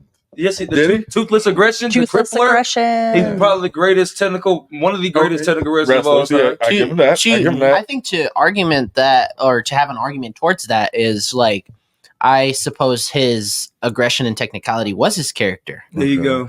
Well, like, what I appreciate is he was just Chris Benoit. Right. He wasn't trying to be like, oh, I'm like the butcher guy or like I'm the barber. He was one of like the first people to be like, hey, this is me, who I am as a wrestler. And that's something I think that a lot of people like what's the word I'm looking for? Like, they disconnect from wrestling because they're trying to play this character, 100%. trying to buy into that. Chris Benoit wasn't doing that because like there was one specific segment they had back in the Ruthless Aggression era, deep into it, on his way to WrestleMania 20. Eddie Guerrero, his best friend in real life, was back there talking to him, giving him somewhat of a pet talk of like doubt. You know what I'm saying? I don't really think you can go out there and beat two of the greatest wrestlers in our time, Shawn Michaels, Triple H.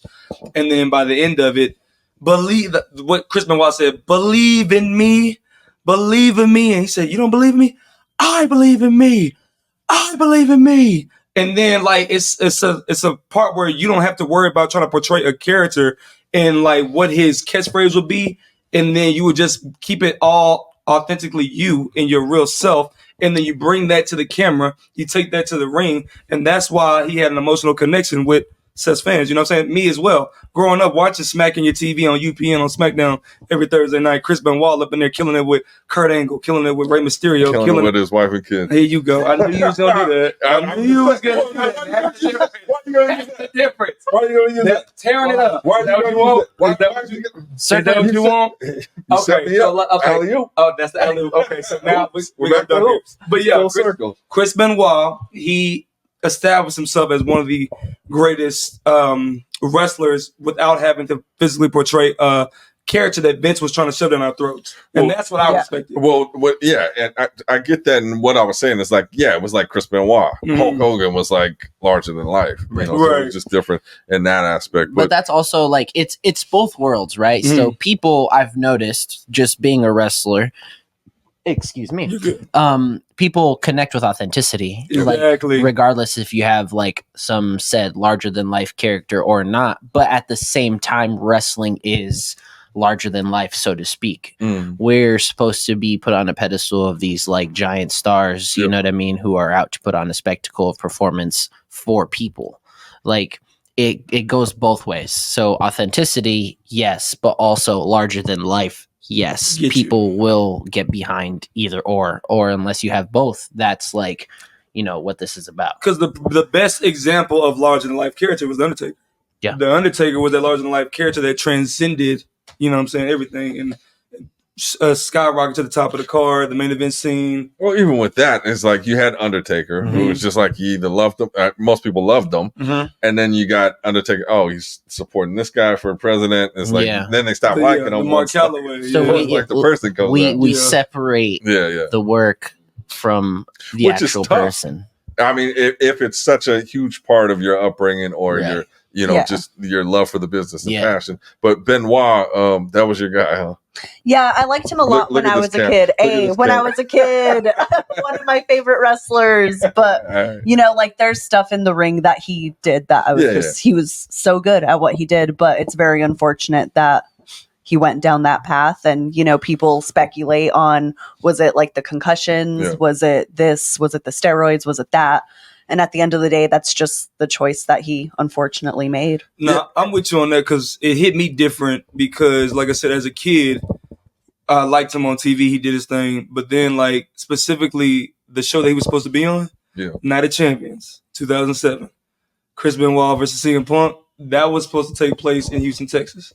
And I was born and raised in Houston. And I had tickets to go. And we went, and we was excited to do that match, and then it didn't happen. So we were trying to figure out why. And then finding out why. There's no social media, right? Yeah. So then you're going to school the next day, you're talking to your boys. You know what I'm saying? What happened to that Chris Benoit CM Punk match for the ECW title? I was excited to see it. And then, you know, social media, you go home, turn on USA Network, and all of a sudden Vince McMahon's on the screen. He just got blown up in a limousine like 3 weeks before that. Yeah. So I thought you were dead. So all of a sudden now you're alive. And all of a sudden you're announcing that Chris Benoit died. He's dead. And then you got in memory of Chris Benoit in the background, nobody in the arena, completely empty, and it's just Vince McMahon sitting in the ring. And then they do 2 hours of playing all of his matches. And then I'm thinking like he went out like Eddie did. Yeah. I'm thinking he had a heart attack or something. And then come to find out, then all of a sudden you see him on CNN, NBC, all the news outlets. No, like, now you got to it was delete those so records. bad for me because like my grandma called me, and my grandma has like really bad hearing, and she's very Mexican, so like her English wasn't like that great. She calls me and she's like, Chris Benoit died in a Suburban outside of his home, and I was like, what? And then come to find out that's not what happened. I was like, damn, grandma, you need was to found in his suburban home. No, it was like one of those situations. I mean, not just even in wrestling, just in life that is like insane. But yeah, and separating that, you know, from the body of work. And speaking of that, like, so, I mean, especially like independent wrestling, right? How hard is it to separate from? I've met, like, when I first started messing with FSW, I would watch people, and again, it was just like totally different from when I went to training and was like, oh shit, you're a different guy. How do you separate those two personas there? Blur the line between the two. Well, like first, let me tell you that it's really hard because like they always make fun of me because I have so many different names, right, that people call me. So like when I was in the gaming world, right, I went by Anubis. So like a lot of people call me Anubis. So she's heard my friends call me that and they're like, what? And then I go like, and then Dante King, my wrestling name, right? So people call me Dante. A lot of people don't know this, but I will unveil this today. There we go. My shoot name is Jose Rodriguez. Okay. And so she's heard my family call me Jose, you know, and she's like confused on that. But then I am also a Hebrew Israelite. So just putting everything out there. That's what this is for. Can we get your social security next and your mother's maiden name? Thank you. My Hebrew name. So my Hebrew name is Kazakia.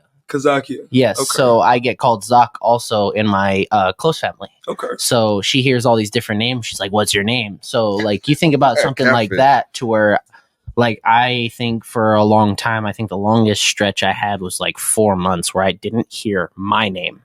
I was hearing Dante, and like I hear Dante all the time, right? Okay. So like people would think like that's actually my name, you know what I mean? But it's not. I don't get called my real name often, you know what I mean? Yeah. I And get that. even at that, like when she talks to me, it's not like Jose or Zach, it's Babe, you know what I mean? So it's trying to find a good balance, you know, between wrestling and reality. So it's like we're on the road, I want to say 4 days out of the week.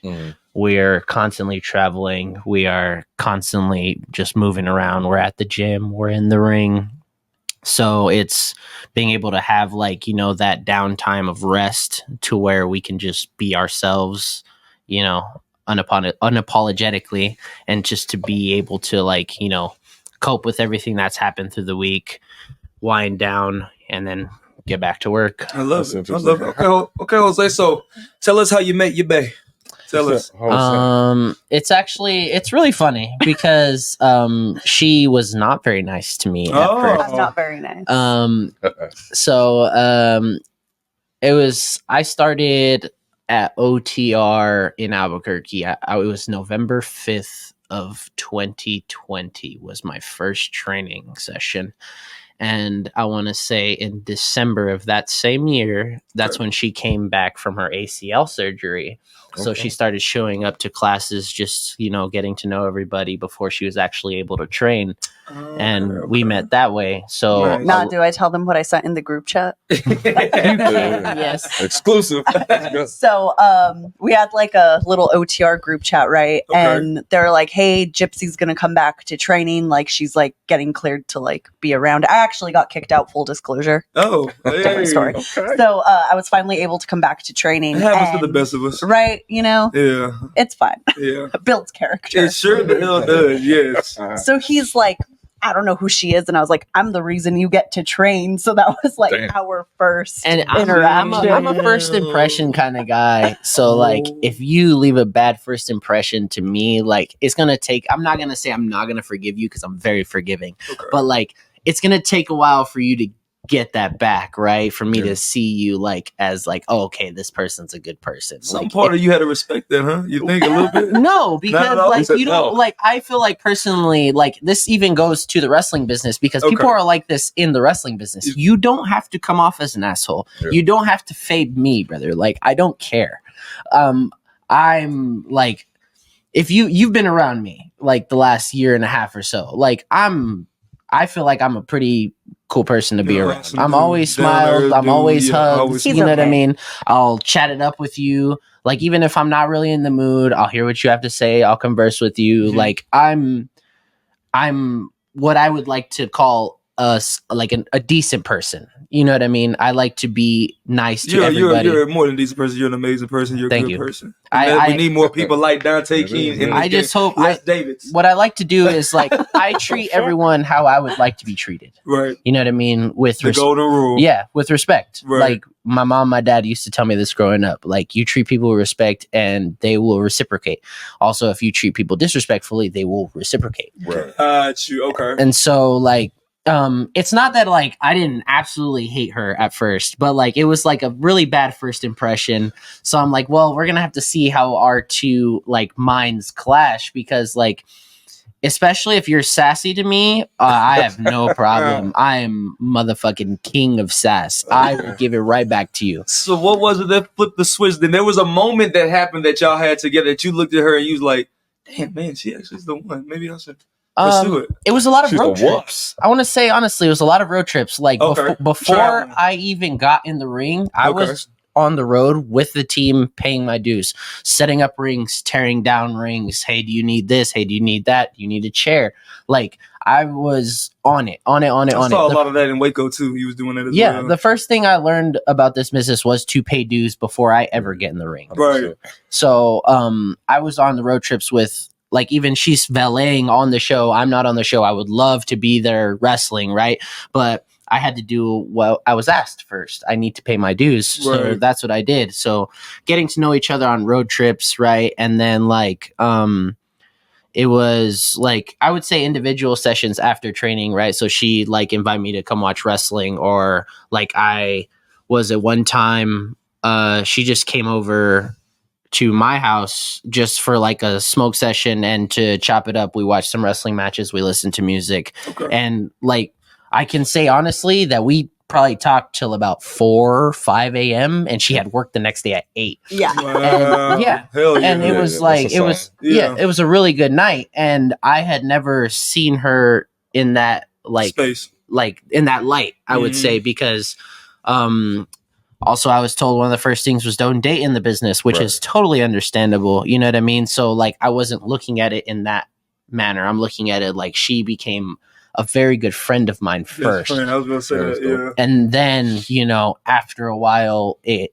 took a romantic turn, and that's just like it was very authentic. It just happened. Organic, yeah. It was nothing was forced, nothing was like difficult. It just happened. And that was the path that God had put y'all on from the get-go. Yeah. And it all worked out. Tell me, all right, so let's get into it. How long have you guys been together? This year will be 3. No, this year will be 4. 4. Yeah. But if they answer right now, in August. It's going to be 2025. August will be 4. Yeah, 2025. Yeah. Hell So yeah. I would think, and I know we were talking with Kaya Dream about it, you know, the whole You were relationship. talking. Well, I was talking about relationship. All up in her business. I find it interesting. I mean, so wrestling is, as we know, a male-dominated situation there. Obviously, you're extremely attractive, and it has to be a challenge for a relationship, I would think. And I was telling Kaya, is like the guy has to be super confident, and the female has to be just know what she wants and be super strong as well. So, like, how do you guys make that work? Especially with, I'm sure you have situations that happen all the time that test a relationship, especially in this business. You would think so, but no. Never. No, actually, being 100% honest, like I am very secure with who I am and our relationship. I know the bond that I have with her. Like, I'm gonna be honest. Like, I've told a couple dudes to go ahead and try because, like, it's not happening. Like, it's really not. Like, there's nobody who has a connection like that will have a type of connection that we have. And then on top of that, like, I'm sorry, but she's not very nice to male wrestlers when they come onto her like that. So I mean, she shouldn't be. That also helps. You know what I mean? Like, keep her. It's also like a thing, like my friends also have respect for the relationship. So like when I was growing up, like as a kid, I would never hug my friend's girlfriend. It's always like it's a code thing. What's good? Like how you doing? I'm dapping you up. Like you're one of the boys now. Yeah. You're one of the boys. How you doing? Yeah. Like I'm dapping you. Like I'm not, you know what I mean? Right. Dave want to be all up in their face and like come on the back and rub the lower back and whisper in the ear and all that. So that's the difference. That was the old. I've evolved. Right. But but it's one of those things.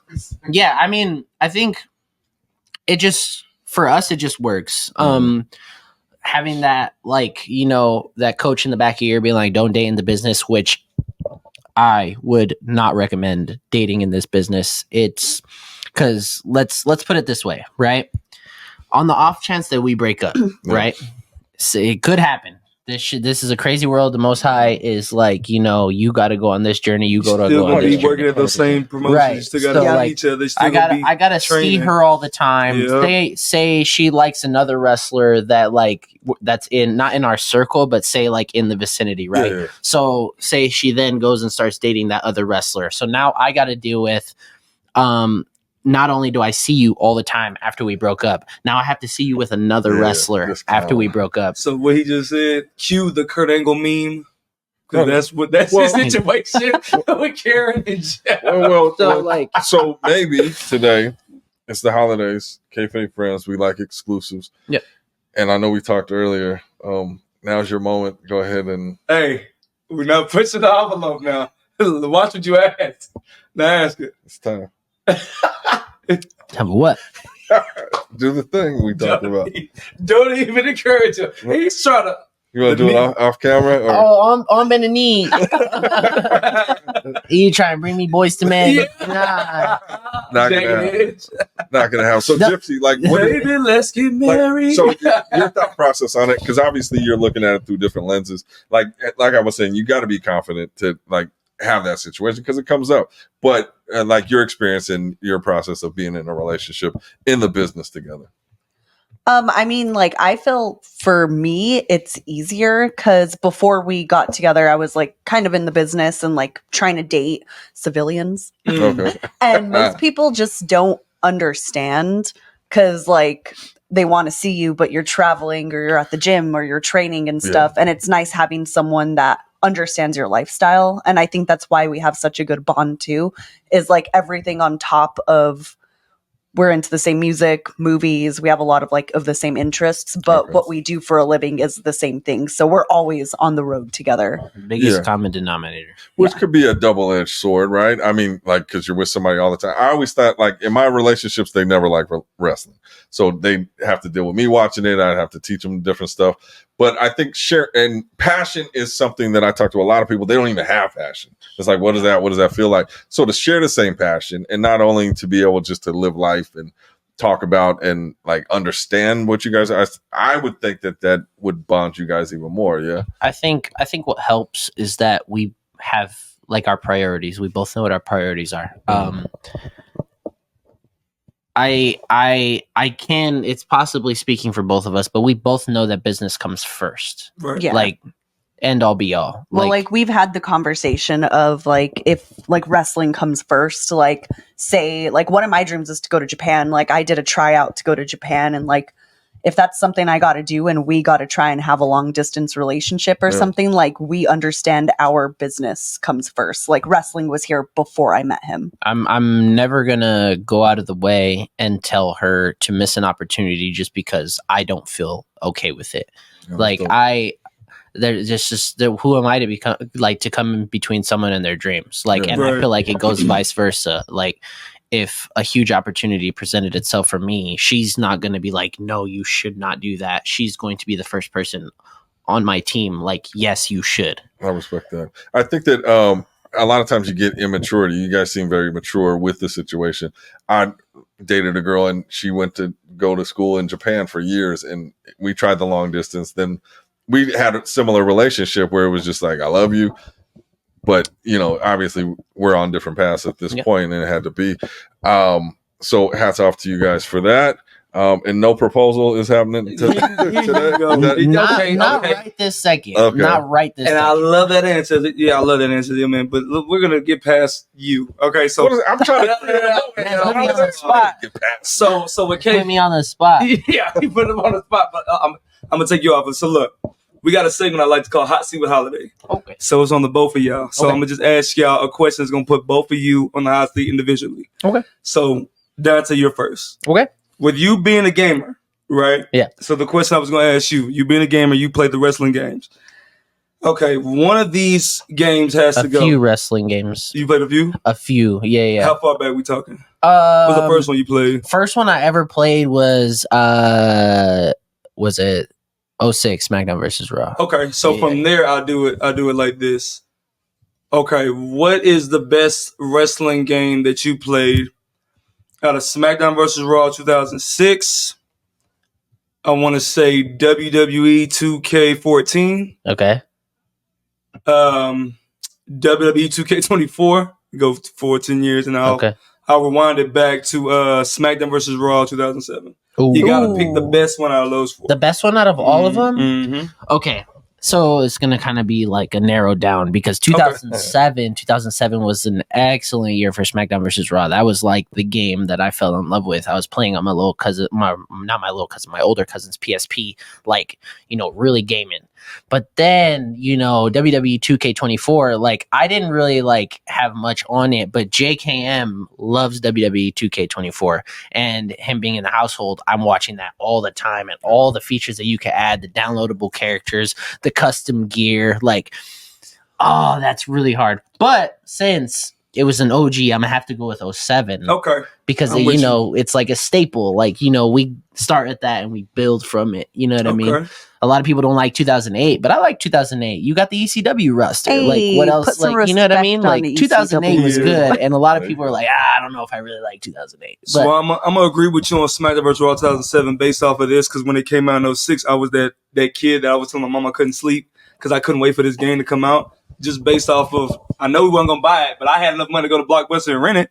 You know what I'm saying? So I went to Blockbuster Arena and never took it back. You feel me?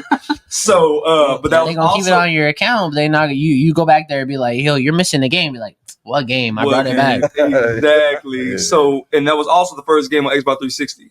That was the first wrestling game they put on 360. So, SmackDown vs. Raw 2007. That's a good answer. That's a good answer. Okay. All right, Gypsy. So, hot seat with Holiday. This is your question. I got it right here. And then we're gonna take it back to, like I said, your knowledge of wrestling. Are you familiar with the tag teams of for all the previous years? Yeah. All right, so I'll put you on the hot seat with this one. Oh, okay. And like the IWC is either gonna love you or they gonna hate you. Oh That's no, your I'm answer. scared now. Which one of these tag teams is the best out of these four? And I'm gonna give you these four, right? The Usos, Okay. the Dudleys, the Hardys, or the Young Bucks. Oh, The Hardys. Oh, okay. No Easy. question. No question. Okay. Those are my boys. Like, honestly, that's not fair. She's biased. Team Extreme. She's biased. I repeat, she's biased. hey, no, like if the Hardys weren't a thing for me growing up, I probably wouldn't have loved wrestling as much as I did. Okay. Hell yeah, that's a good answer. And then, like I said, what we was talking about earlier with the whole Matt Hardy thing, I know Lita was in Team Extreme too. Oh yeah, that works. I Yeah. was in the thick of that watching it as a kid. See what I'm saying? Yeah. That's just perfect. That's a full circle moment. Okay, then. All right, Dave, you want to get on the hot seat? You next? I got one for you. I know you be feeling left out. Yeah, go for I don't it. want you to feel left out. You know what I'm saying? I want to make him a part of it. You know what I'm saying? You ready? Yeah, all you got something cute. All right, you on the hot seat, man. I'll give you a quick answer. He said cute. All right. Let's go. All right, my man. All right, before I ask you this question, did you watch any of the WWE films, movies? Kind of like The Marine, kind of like See No Evil. I was going to say God. Which one? So that's my question. All right, what's the best WWE produced movie to you?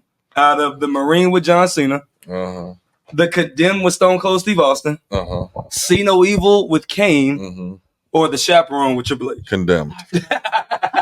The Condemned, yeah. The Condemned was my favorite one. That was like a real, like you could actually watch that movie and not just be a fan of wrestling. Like, oh, I gotta watch this. I don't think I've seen that one. Condemned? Condemned? It was kind of like. Have you ever seen what's the one with Ice-T? Ice-T. Oh, you talking about the? I know you're talking about. That was my movie where they took him out. He was homeless, and they were like, "We're gonna take you hunting," and then they hunted him. So they were hunting Ice-T, and he obviously had to get back. It came out.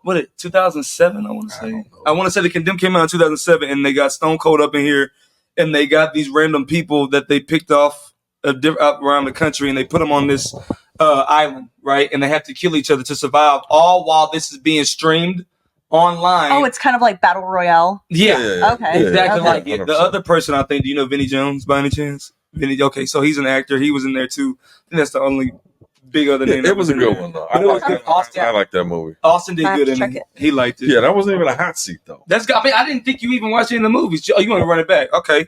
No, so, why would I not see any of the movies? Because you're a Hulkamaniac. I didn't think you watched any of the movies besides Suburban Commander. That's crazy. Commando. What? No Holds Barred or something? You know what I'm saying? I'm thinking you didn't watch any of that.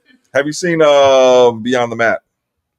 No, we're not doing that. I'm just asking. We're not doing it. I don't think so. It's possible. It came out in the We're not doing that, bro. The 90s. Nobody watched the Beyond the Mat with that, except you. Man, it's so funny. It's like 2 episodes ago. I'm gonna be honest with you. I was born in '99. There's no way. I might have seen it. That you've seen it, Beyond the Mat? I don't think so. Maybe. It was like that's the maybe. Mick Foley, The Rock, behind the scenes. I think I actually might have came across it. Like, I'm not even gonna lie to you, but I'm just curious. Maybe That's a one-time like one of the watch. best wrestling documentaries. So this is before social I'm gonna have to media, go back and watch it. and I'm just gonna bring it up. And you were a fan of it, and you brought the DVD. I know they didn't watch it. That's all I'm saying. I know they didn't watch I'm just saying, if you haven't seen it, this was before Again, social 99. media. You knew nothing about behind the scenes. You doing a history lesson right now? We're not doing history channel. And Vince said, "I'll let you film." So they came and did this thing, and then once it was done, Vince was like, "No, he doesn't want it to come out." It came out, so it was the first behind the scenes look of the business. Very interesting. Jim Ross, Vince McMahon, in his office conducting business.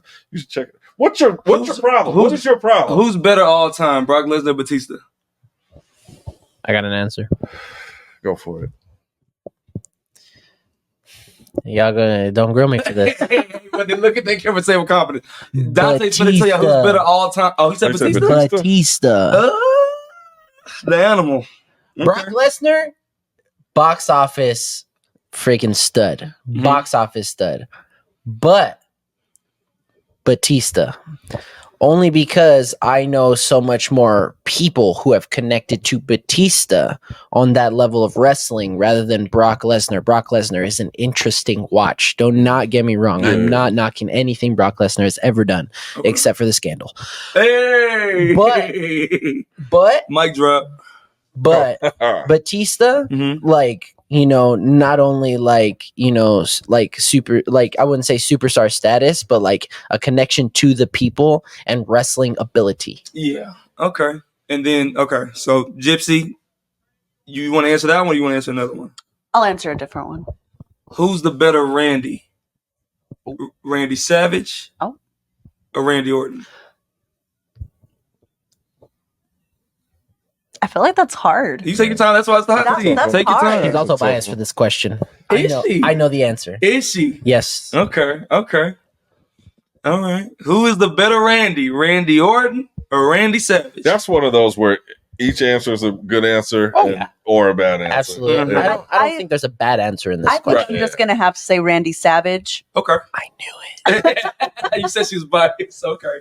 Like, All right. I liked Randy Orton growing up, but I was never like, oh my God, Randy Orton's my guy. Okay. My dad was super into wrestling growing up, and Randy Savage was one of his favorite ones. So I think that's why it's like that emotional connection. Okay. Awesome. Yeah, I think so. And Randy Savage is so iconic. Like, you can ask anybody who's this guy, and they're, that's. You know who the Macho Man is? Yeah. Like, Or be like, maybe a wrestler. Bonesaw. Snap it to a Slim Jim. Or Ready to Rumble. Yeah. Okay. Oh, and then Dave is. That was Bonesaw. Yeah. Ready to Rumble. Yeah. And then Dave is simple as this. Is Eddie Guerrero in your top 10 list of all time?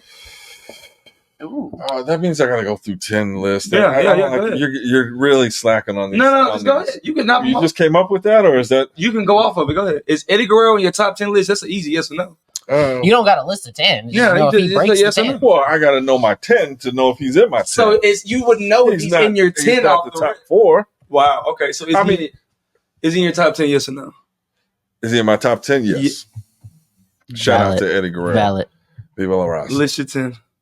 See, it goes deeper. List your 10. You can't win. List your 10.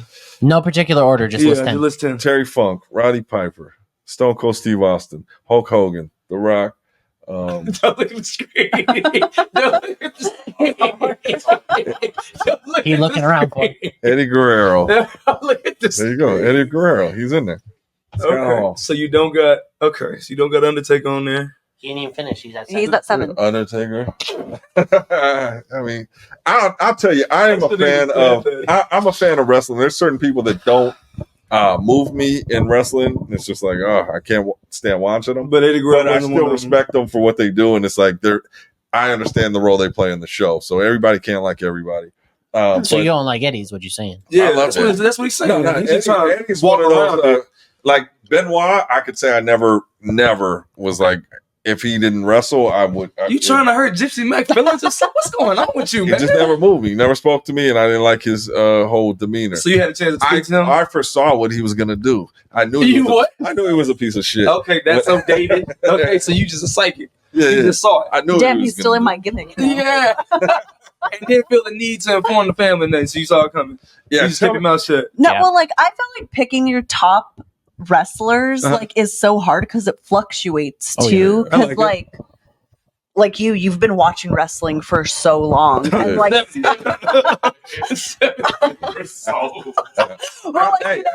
grew up with like my dad and my grandpa watching wrestling, and my grandma. So like I've been like my top fluctuates so much. Hey.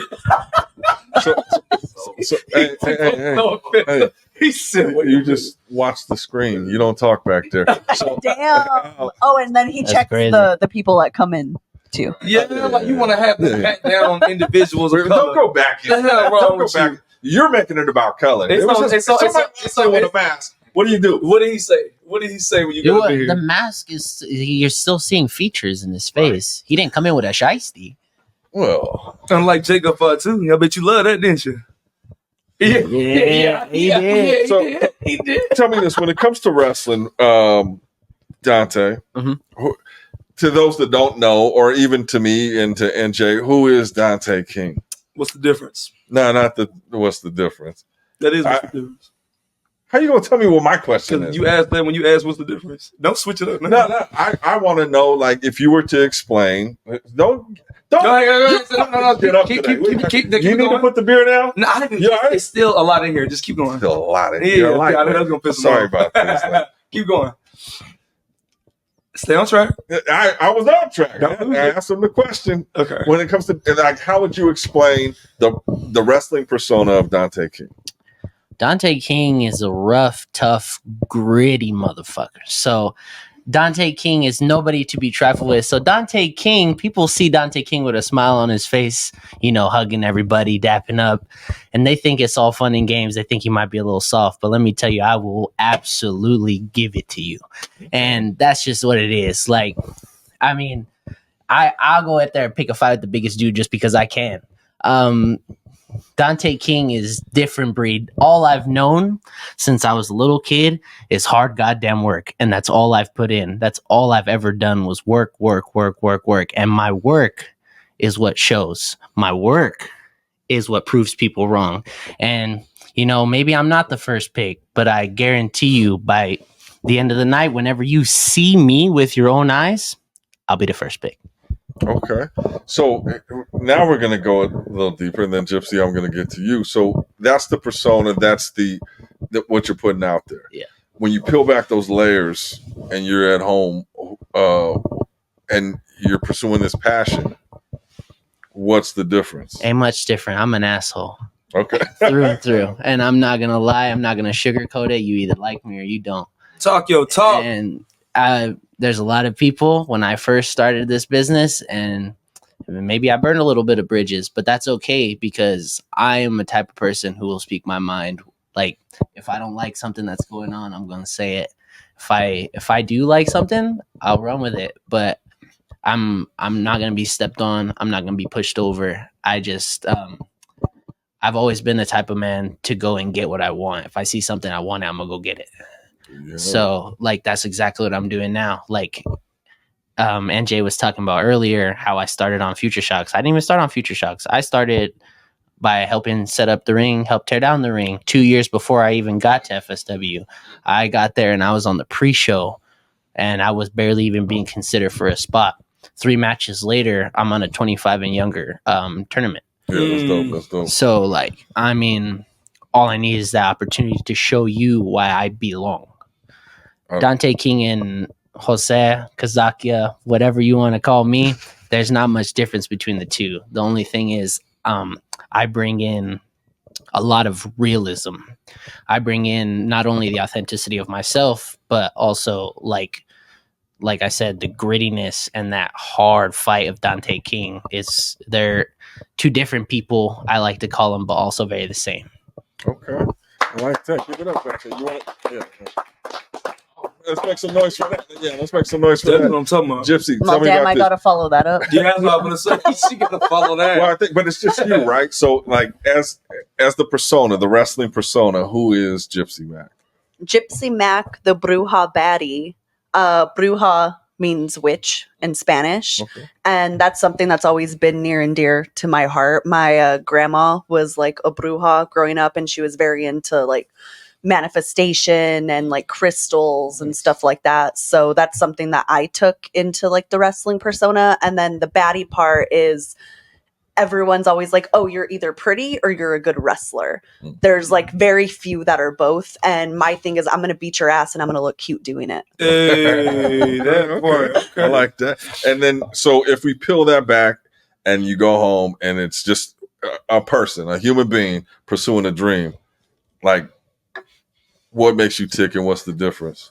So the Bruja part is something that still stays with me. I'm very into like tarot card reading, manifestation, crystals, astrology, all of that kind of stuff. Okay. Don't test that theory.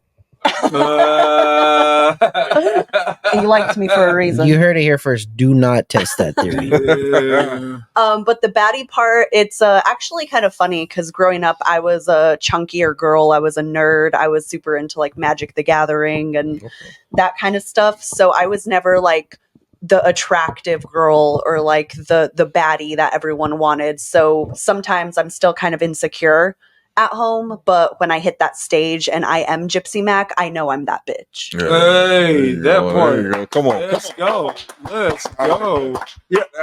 So tell me about that. You said sometimes you trigger back to, I mean, obviously we all have stories, like whether it's like you used to be broke when you were young and like getting that money mentality. How, like wrestling helps you overcome that. I would say, like, how do you turn that on? I think it just comes with like having that confidence in you. Wrestling has really helped build my confidence a lot. Like I was very shy. I didn't like talking in front of people. I didn't even like being like seen in front of people. And I think like having fans and having people that look up to you kind of makes you be like, oh, well, like I am that person. Like I am confident. Like there's actually a funny story. There's this girl that messaged me maybe like a year ago and she's like, hey, I just wanted to tell you, like, you inspired me to wrestle. Nice. And I was like, me? Like, I'm like just some indie girl like in New Mexico at the time or whatever. So I feel like just inspiring people to be like, hey, you can be yourself and be in the ring and have confidence and show your authentic self. Cause that's another thing is growing up with wrestling, it was always blonde model girls, like I said earlier. And I'm very alternative. Like I have like tattoos and piercings and stuff. And I feel like that's also something too, is I'm like, hey, like everyone's welcomed in wrestling. It doesn't matter what you look like. What was the term at the time? It was anti-diva? Yeah, anti-diva kind of thing. Yeah. I like that. You bringing it back. Like Paige or... Yeah. Which is... no, I think that's dope. You're just being your authentic self. And like, hats off to both of you for pursuing the dream. That's the thing is like, I'm always been a passion guy, like since I was a kid. I loved wrestling. It was always larger than life. It was like, I got to do something that gives me that feeling. So anybody that pursues it is on a different level, like next level, and keeps going. What's the dream? Like where do we end up here? And what to put more on that? He said what the dream is. Why does he keep? No. Wait. So what? So he said what the dream is before he gets his panty in a knot. All right, let's untwist him a bit. I'm gonna just add to your question. Okay. He said, "What's the dream?" Right. So I'm gonna just make it easier. Let's give us your dream match, your dream scenario. Oh, No. Okay, that's two different. But you okay? That's two different questions. Dave. Before your cholesterol blows up, okay, I need you to calm it down. That makes no sense. It's a play on to the question. So, since you asked what the dream is, like this would be leading into the dream, right? So, a dream match scenario, and then where you want to end up. Well, that's two separate questions. Is what it is, NJ. That's Dave. You two just different. okay, but you did. But before you get your cholesterol high and your blood pressure even higher. What's your dream match? Let him answer that question. Tell me what your dream match is here. What's in that beer? Yeah, Jesus. No. Which I finished, by the way, is really good. Yeah, it is good. Shout out to Real American Beer. Go ahead. All right, go ahead. Go for it. So, dream match. Is this specific? Is this no specific? It's holiday season. No holds barred. Anything goes. A dream match for me would be either Seth Rollins or Roman Reigns, just like because of the impact that they've had on me and my career personally. Those are two men that whose styles I really try to mesh together. Obviously, I can't be one or the other because they are so great, but those two had the biggest like imprint on how I wrestle. Like what I like to do, how I like to do it, the way I carry myself, my demeanor to and from the ring, inside the ring. Those two, and it's hard. I can't pick one or the other. Okay. So it'd have to be between those two. I like that. Okay. Okay, good. Gypsy. As far as the dream, Okay. the overall dream for me in wrestling is I just want to be able to do this and get paid and not have to do anything else. I love it. Whether it's I'm signed to WWE, AEW, I'm on the indies just making a living from it. This is my dream. Because y'all was just on SmackDown. Well, let's keep in mind, it was on SmackDown not too Yeah. long ago. So the dream is a lot closer than many would think. So that's a good thing. It's kind of crazy because sometimes you're like, oh, it is right there. And then it's not. It's a lot of hard work. Yeah. But I think as long as you're enjoying the journey, right? Like, Yeah. because all this stuff is like magic. Remember when we did that? Like, we started a bunch of companies for downtown Las Vegas. And when we were just building it, it was like, when we say those were the days, these are those days right now. And it made everybody conscious that this journey is so beautiful and magical. So, yeah, I think that's beautiful. Do you want to finish my question? Or Well, I did. Well, you give me the ball. One question I had to ask. We take it back. We take it back. You was on SmackDown, right? Yeah. There was a moment. Saw you out here on live TV. You had Cody Rhodes, the champion, right here. You had Kevin Owens behind you, and you was one of the security guards, keeping everybody in check, making sure nothing happened. Is there anything, any kind of like tidbits or any kind of like stories or anything that you witnessed backstage or any kind of funny situation, or can you tell the fans what that moment was like for you to be what in the stadium? he means is, did you see anybody back there that you'd like to have a match with? That's what you meant, right? Oh, that's not what you meant?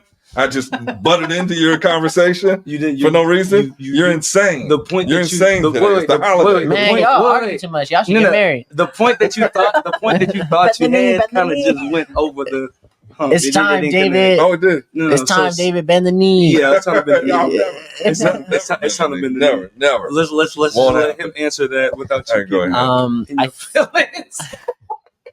I was think just- the most surreal moment for me was being out there live, because not only do you see how everything is executed, but I can't explain it. Like, yes, the crowd, the atmosphere, right? There's more people that I've ever seen in around a wrestling ring, like ever.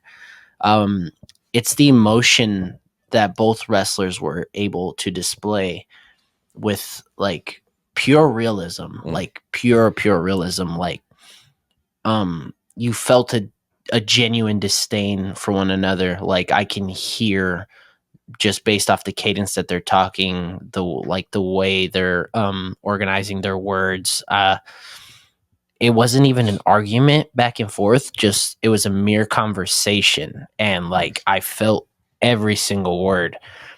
They're able to like really make you feel that, and it put me into a state of making me want to work harder just for the sake of being on that grand stage, because like I've always, since my basketball days, right, I've always been able to bring emotion out of people, and I think that's what kind of makes me like a solid baby face, like in the run that I am now, is like being able to bring that emotion out of the crowd.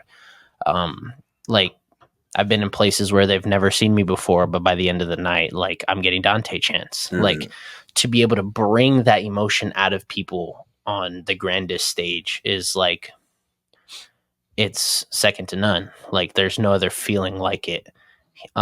So I think that being in the middle of it, I'm glad you can't really see me, because at some point I kind of just put my hands down and I'm like looking at these two guys like this is going to be me one day, not like it could be, like it's going to be. Yeah, no, that's dope. And I think a huge inspiration now, and I think there's so many doors opening up with WWE ID. A lot of people we know, have just got picked up for that. So I think there's a lot of opportunities. You guys are doing amazing things. Tell everybody that wants to support you and watch your journey, where can they find you? How can they follow you on social media? What's next? What do you got coming up? If you want to promote it. You go first. You're the big shot. I'm the big shot. Yeah. This weekend, well, we're taking JKM to GCW. We're going to go support him there tomorrow in Arizona. You never know. Stuff just happens when you're at a show, so hopefully something good for us. Saturday, I'm in Sacramento for Next Level Pro, and then Sunday we're at Party Hard in Arizona. Awesome. That's his side of the track. He's from Cali. For the Bay, Yeah, I love the Bay Area. Yeah, It's really nice. Social media. Social media, I am the Gypsy Mac on Instagram, and then just Gypsy Mac on TikTok and X. There you go. Follow. It's quite a journey. For me, Dante King Wrestling on Instagram and YouTube. I am the Dante King on Twitch and Twitter and TikTok. There we go. There you go. And just like I said, you meet so many amazing people in this business, and obviously you too. Like, it's always just been good people, and I wish you nothing but the best. The best of the best, the cream of the crop. Yeah, continue that journey. For everybody out there, just a reminder: we got the toy drive coming up. You guys will also be. Are you guys on the 21st show? 21st, yes, we'll be there. So they'll be there. You come check them out. Bring a toy, unwrap toy. You get some money off the admission. You get to see them in action. It's a magical night, and then you guys will be FSW on New Year's Eve. Yep. So there's a show, and it's also streaming live on Fight. I guess are we competing? Have we thought this out? Yeah, I don't think we have. I think we got to figure out a way. We might be there. We might be there. Maybe not. From the FSW arena. We might just do the New Year's Eve that would actually from be like really cool. Yeah, because with the Kayfabe Classic Awards that we've been putting together, why not have both of y'all be some presenters for some of these awards? Wouldn't that be awesome? Yeah. Wouldn't that be dope? Yeah. I think we figure out Joe will be like, not on my show, but we'll make it. We'll maybe set up backstage. Make it work, man. Make it work. We'll make it work. Yeah, we'll do something backstage. We'll have some fun. So yeah, let's not. We can have Shakur produce it. The head honcho. Yeah. There we have. Put some respect on Shakur's name. Yeah, put some respect on Shakur's name. You? He said all you do is push buttons, Shakur. Yeah, you do more than that. You have more value. You have more value than that. Talk him up. You weren't here for last episode or the episode. You're right, I wasn't, so I got nothing to do with me. So we want to thank everybody for tuning in. Any last words? Anything you guys want to say? Plug before we get out of here. You got something to say? No. There it is. If you think you can fucking do it, because ain't nobody else gonna get in the way but you. Not everybody got family support, not everybody got friend support. You don't know who your real friends are, but that don't matter. You believe in yourself, you go out there and you do that shit. If you keep fighting for your dreams will fight for you. David Friends and AJ Holiday, talking news and wrestling